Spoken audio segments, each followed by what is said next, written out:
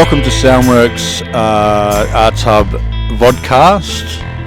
This is a music vodcast with musician and all-rounder Josh Shipton. Welcome to our couch. Thank you. Yeah, so Josh, 12 albums, is that correct? In 14. A very short period of time. 14 since lockdown. 14 albums. 14 albums since lockdown. And where do you record these albums? I record them at multiple places. I record them at home. I record them at. I have a shared studio with my drummer from the Blue Eyed Ravens, right. In a shed in Walleye Creek. We do a lot of recording in there. We just recorded Delusions of Grandeur just recorded an album on the weekend over. We just took over our friend's place, and Pete Fenwick from Cloudbird and the Suburban Bukowskis, and he and Justine let us take over the house for the weekend. Wow. So the last thing that I recorded was a field recording album. So I did all of the mixing and stuff at home, but I did all the field recording like all around Australia. The first track on it is all from a Tasmanian pond. Filled with frogs and bees and things. I got to sample bumblebees. What do you use to record nature? I use a Zoom recorder for field recording. Mm-hmm. Just a very simple Zoom recorder. But I use, I just use Audacity at home, and I use Ableton in the studio, and whatever software and hardware is available to me, I think that. In a world where a lot of music is now required to be do-it-yourself, you need to adapt to the financial and technological limitations that are given to you in order to create something interesting. Do you have, in the space that you record in, and you record an album, do you have the equipment permanently set up? We've got the amps, the drums. We've got a drum kit set up all the time. We've got a guitar amp mic'd all the time. We've got a bass amp that's like in the. So we've got like a 24-channel desk in there. Wow. That's always got stuff plugged into it. So essentially, you could wake up with an idea and just go, okay, I'm recording today. I'm getting into that studio and I'm going to make this happen. Yeah, totally. But it takes a space where the equipment is ready to take on that yes, idea. It does and and you've got to know that space and you've got to know that equipment. Yes, absolutely. So it's quite a bit of work to get up to that point. Yeah, totally. So how long is it taking you to kind of get this set up? Oh, look, it's on Mitch more than it's on me. He's done a lot of work to get this space set up, and it's been. I guess we've been working on the space for about 12 years. 12 years, wow. Yeah. Okay. So it probably took about 5 years to set up to actually be worthwhile recording stuff. But I mean, we also move stuff around. Like we did a recording with our desk and with our software in Bateman's Bay, which is where Shark Arm recently played with you guys with Syntax Error. But we took over somebody's house there so that we could record a grand piano, and we just went in for 3 days, brought all our own microphones and all our software, and just went and recorded all the piano for an album. So this is for you a full-time enterprise, really, for want of a better word. It's an incredible output.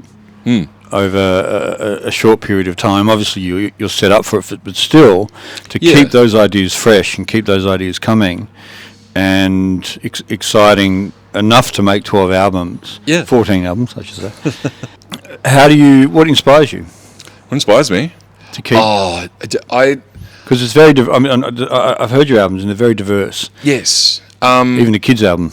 Yeah, like the kids' album is wild, but then you've also got these really intense noise albums and these very ambient, strange art pieces, and then you've got the songwriting stuff from the Ravens, and it's all very different. I think that with songwriting, it's a human condition thing. It's trying to explore what it is to be a person.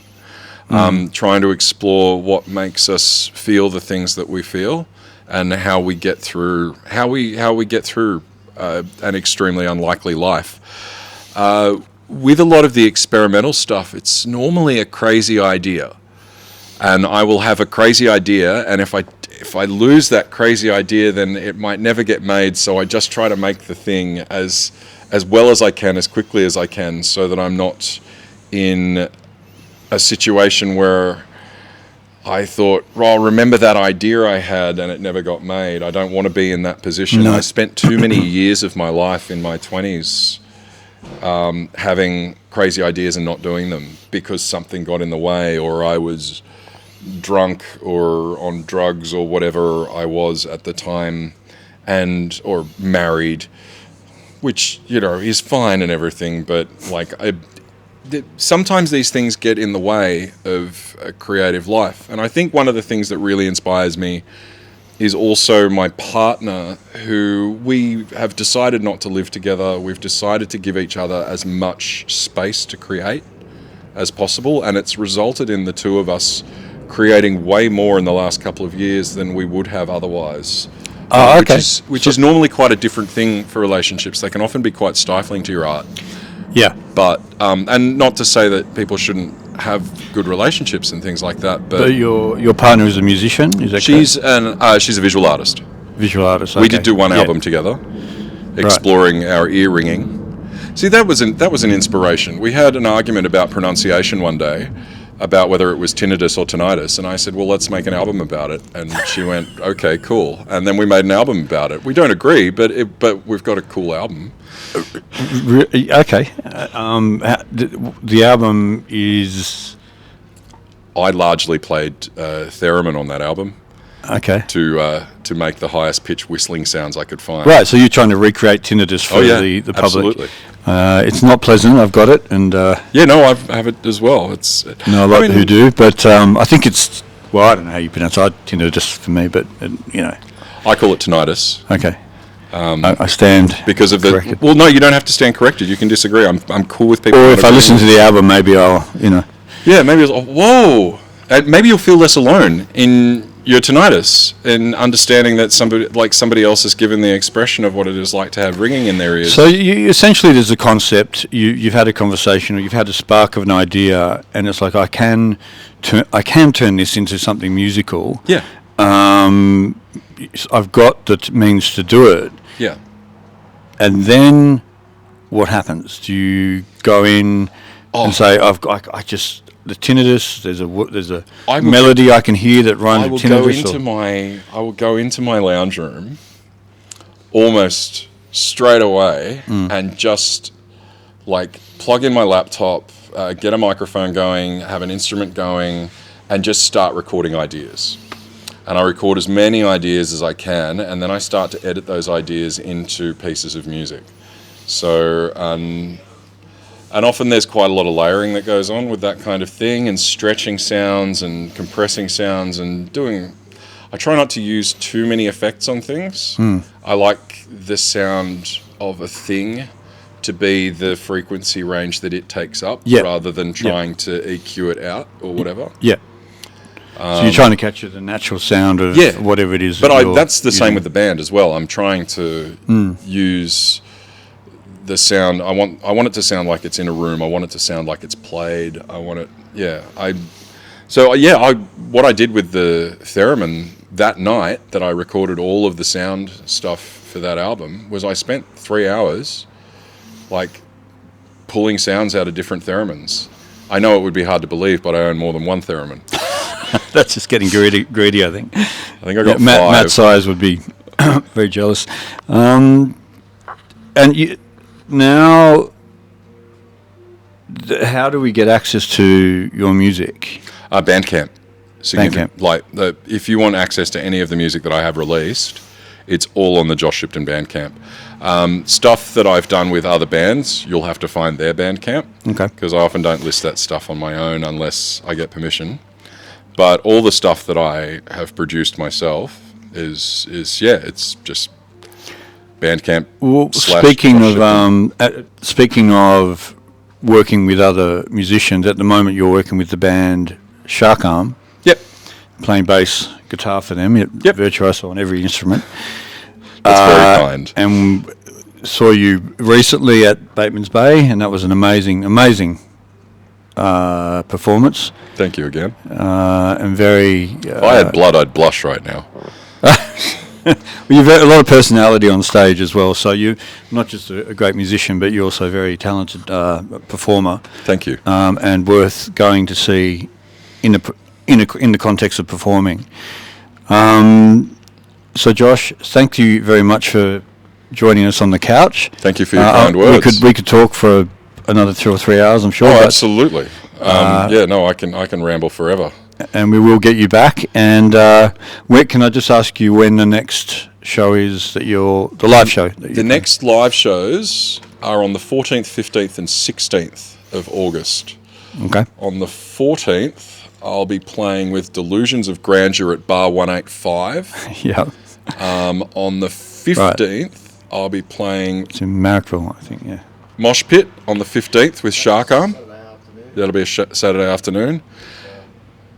Sunday afternoon, I'll be playing in Woy Woy with Shark Arm in the afternoon, and then the Silver Foxes at Petersham Bowling Club in the evening. Wow, okay. So, yeah, I've got a busy weekend that weekend. Then the other side of the coin, what's the latest album and what's next?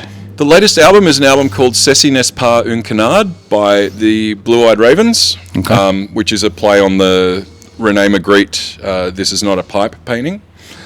Right. It's and that's 12 tracks of songs and ditties. The next thing that will come out is an album I recorded a couple of weeks ago called One's a Crowd, which is a field recording album. And there's that's coming, and there's the Delusions of Grandeur album, and there's another solo album which is going to simply be called Odd. So if you're wanting to catch anything from Josh Bandcamp, we'll go and see Josh perform live, but you're going to have to be quick, because if you blink, you'll miss the next thing that's coming up, and the next thing, and the next thing. It's a prolific... Stop blinking. Don't blink. Stop blinking.